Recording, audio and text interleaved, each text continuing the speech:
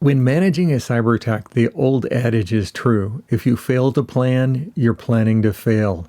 Much of this planning should be done before you have a cyber attack. Let's dig in. First, assemble your incident response team. This could be a cross-functional team that includes representatives from IT, security, legal, communications, possibly PR, HR, and other departments. The team's goal should be to contain the attack, mitigate the damage, and recover as quickly as possible. Understand the scope of your attack. Assess the situation. Once the incident response team is in place, they need to assess the damage caused by the attack and determine the best course of action.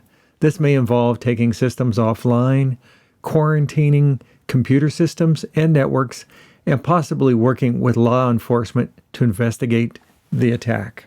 Contain the damage.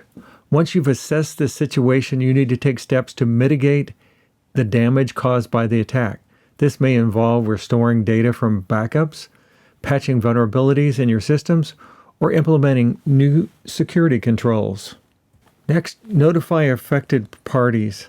Alert any customers, partners, or employees whose data may have been exposed according to breach notification laws. Offer resources that may include credit monitoring. Communicate with stakeholders. It is important to keep employees, customers, and other stakeholders informed of the situation throughout the incident. This includes communicating the steps being taken to contain and recover from the attack, as well as any potential impacts to business operations.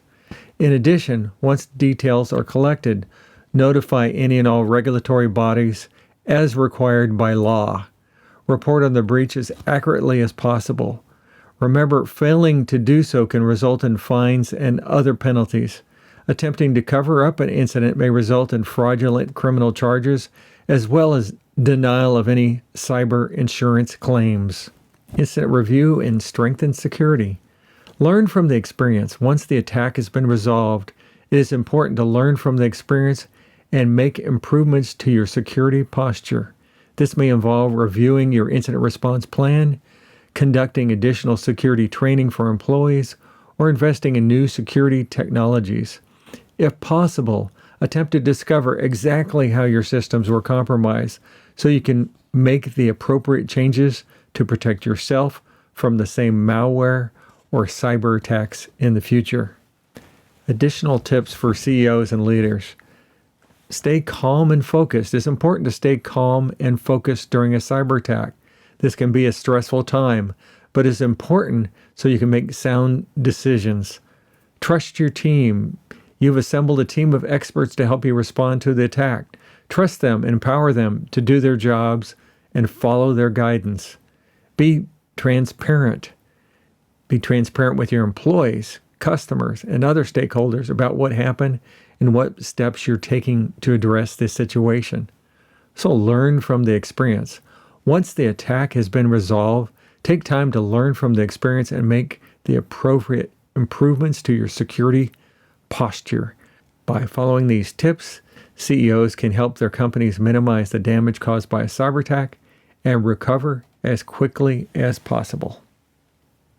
This has been your cybersecurity tips of the week. Everyone, please stay safe and secure until we see you next time.